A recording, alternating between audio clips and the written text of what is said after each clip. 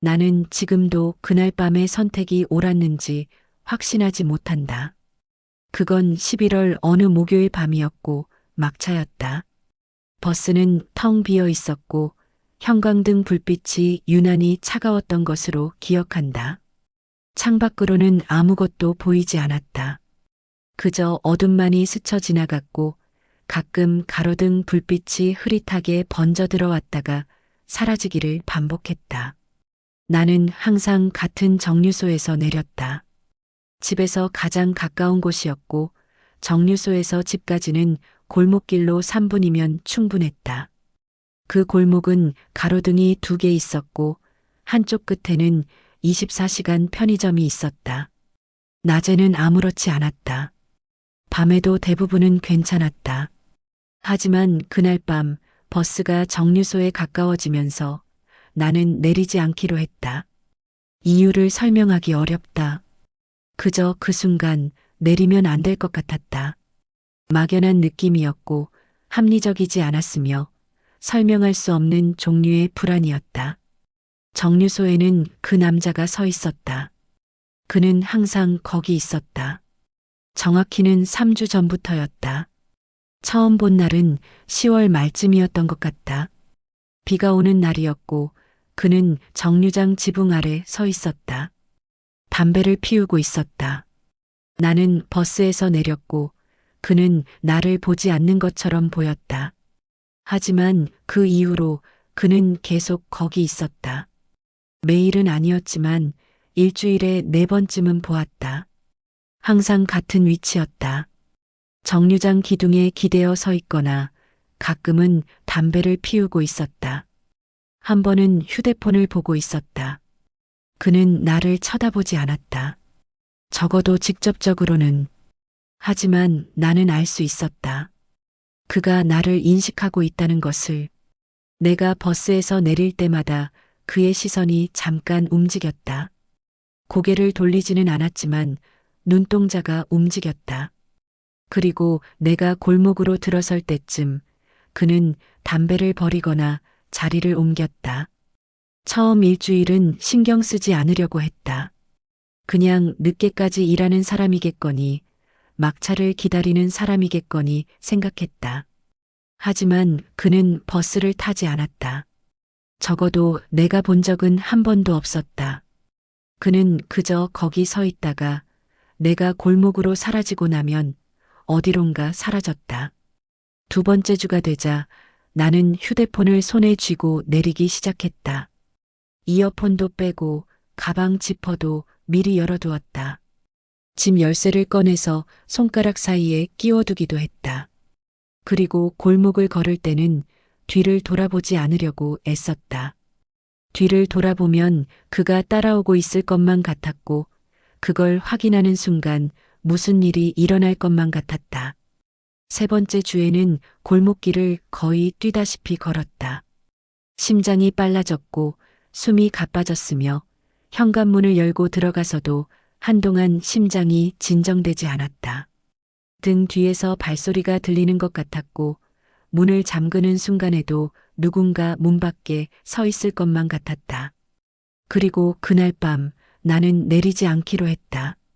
버스가 정류소에 가까워지면서 나는 벨을 누르지 않았다. 손은 이미 벨 버튼 위에 올려져 있었다. 언제나처럼. 하지만 그 순간 손가락이 움직이지 않았다. 창밖을 보았고 정류소가 보였으며 그 남자가 거기 서 있는 것이 보였다. 담배를 피우고 있었다. 휴대폰은 보지 않았다. 그저 정류소 기둥에 기대어 버스가 오는 방향을 보고 있었다. 나는 손을 내렸다. 버스는 정류소를 지나쳤다. 남자는 고개를 들어 버스를 보았다. 그리고 버스가 멀어져 가는 것을 지켜봤다. 나는 뒷좌석 창문 너머로 그를 보았다. 그는 움직이지 않았다. 그저 서 있었다. 한참을 서 있었다. 심장이 평소보다 빨랐다. 언제부터였는지는 모르겠다. 어쩌면 버스에 타기 전부터였을지도 모른다. 손바닥에 땀이 났고 목덜미가 긴장으로 뻣뻣해졌다. 버스 안은 너무 조용했다. 엔진 소리만 들렸고 가끔 바퀴가 도로 이음새를 지나갈 때 나는 소리가 유난히 크게 들렸다. 다음 정류소까지는 5분 정도 걸렸다. 그 5분이 길게 느껴졌다. 휴대폰을 꺼내서 시간을 확인했다. 11시 47분이었다. 다시 확인했다. 여전히 11시 47분이었다. 화면을 끄고 다시 켰다. 11시 48분이 되어 있었다. 버스는 다음 정류소에 멈췄다. 나는 내렸다. 정류소 주변은 어두웠다. 편의점도 없었고 가로등이 하나 있었지만 불빛이 약했다. 집까지는 15분쯤 걸어야 했다. 큰 도로를 따라 걸어야 했고 중간에 신호등을 3번 건너야 했다. 나는 걷기 시작했다. 뒤를 돌아보지 않았다. 돌아봐도 아무것도 없을 것을 알았다. 그 남자는 저 뒤에 있었다. 적어도 한 정거장 뒤에 있었다. 하지만 나는 계속 뒤를 돌아보고 싶었다. 참아야 했다. 고개를 돌리면 그 순간 무슨 일이 일어날 것만 같았다. 도로는 비어 있었다. 차가 가끔 지나갔다. 빠르게 지나가는 차의 헤드라이트가 내 그림자를 길게 느렸다가 사라졌다. 그림자가 사라질 때마다 나는 왠지 모르게 안도했다. 그림자가 있으면 내 뒤에 누군가 서 있을 것만 같았다. 첫 번째 신호등에 도착했다. 빨간불이었다. 나는 기다렸다. 주변을 둘러봤다. 아무도 없었다. 건물들은 불이 꺼져 있었고 간판만 희미하게 빛나고 있었다. 신호등이 바뀌자 나는 건넜다. 두 번째 신호등도 빨간불이었다. 이번에는 기다리지 않고 건넜다. 차가 오지 않았다. 그냥 건넜다. 기다리는 것이 더 무서웠다. 그 자리에 서 있는 것이. 세 번째 신호등 앞에서 나는 다시 뒤를 돌아봤다. 아무도 없었다. 도로는 텅 비어 있었고 가로등 불빛만 일정한 간격으로 늘어서 있었다. 바람이 불었다. 차가웠다. 11월 바람이었다. 집에 도착했을 때는 자정이 넘어 있었다. 현관문을 열고 들어가 불을 켰다. 신발을 벗고 가방을 내려놓고 물을 마셨다. 그리고 창문 쪽으로 갔다. 커튼을 열지는 않았다. 그저 커튼 사이로 밖을 내다봤다. 거리는 조용했고 아무도 없었다. 차도 지나가지 않았다. 나는 한참을 그렇게 서 있었고 심장은 여전히 빨랐다. 아무 일도 일어나지 않았는데 진정되지 않았다. 그날 밤 나는 잠을 잘 수 없었다. 침대에 누웠지만 눈이 떠졌고 눈을 감으면 정류소가 보였다. 그 남자가 서 있는 모습이 보였다. 내가 내리지 않자 고개를 든 모습이, 버스를 지켜보던 모습이. 그는 내가 내리지 않은 것을 알았을 것이다. 그리고 그게 무엇을 의미하는지도 알았을 것이다. 다음 날도 나는 다음 정류소에서 내렸다. 그 남자는 여전히 거기 있었다. 같은 자리에 서 있었다. 하지만 이번에는 버스를 보지 않았다. 그저 휴대폰을 보고 있었다. 나는 버스 안에서 그를 지나쳤고 그는 고개를 들지 않았다. 그 다음 날도 그랬다. 그는 거기 있었지만 버스를 보지 않았다. 내가 지나가는 것에 반응하지 않았다. 일주일쯤 지나자 그는 사라졌다. 정류소에 없었다. 나는 여전히 다음 정류소에서 내렸다. 이유는 모르겠다. 이미 익숙해져 버렸는지도 몰랐다. 15분을 걷는 것이. 한 달쯤 지나자 나는 다시 원래 정류소에서 내리기 시작했다. 그 남자는 다시 나타나지 않았다. 정류소는 텅 비어 있었고 골목길도 여전히 어두웠지만 3분이면 집에 도착할 수 있었다. 그런데 이상한 것은 원래 정류소에서 내릴 때마다 나는 여전히 뒤를 돌아보게 된다는 것이다. 아무도 없다는 것을 알면서도. 그리고 현관문을 잠그고 나서도 한참을 문 앞에 서 있게 된다는 것이다. 이 선택이 언제부터 시작되었는지 정확히 기억하지 못한다. 어쩌면 훨씬 전부터였을지도 모른다. 5년 전 그날 밤도 비슷했다. 집에 가는 골목길이었다. 나는 걷고 있었고 누군가 뒤에서 따라오는 것을 느꼈다. 뒤를 돌아봤을 때는 이미 늦었다. 누군가 나를 뒤에서 안았고 나는 소리를 지르려고 했지만 목소리가 나오지 않았다. 그리고 그 사람은 갑자기 나를 놓았다.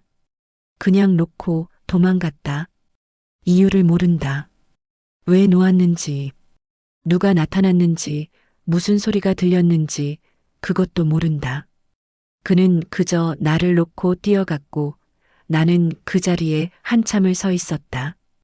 경찰에 신고했지만 범인은 잡히지 않았다. CCTV도 없었고 목격자도 없었다. 그 남자의 얼굴도 보지 못했다. 그저 뒤에서 안겼다가 놓인 기억만 남았다. 그 이후로 나는 골목길을 걸을 때마다 뒤를 돌아보게 되었다. 그리고 어떤 날들은 골목길 대신 큰 도로를 돌아가기도 했다. 10분이 더 걸려도, 15분이 더 걸려도, 그건 선택이었다. 매번 선택이었다.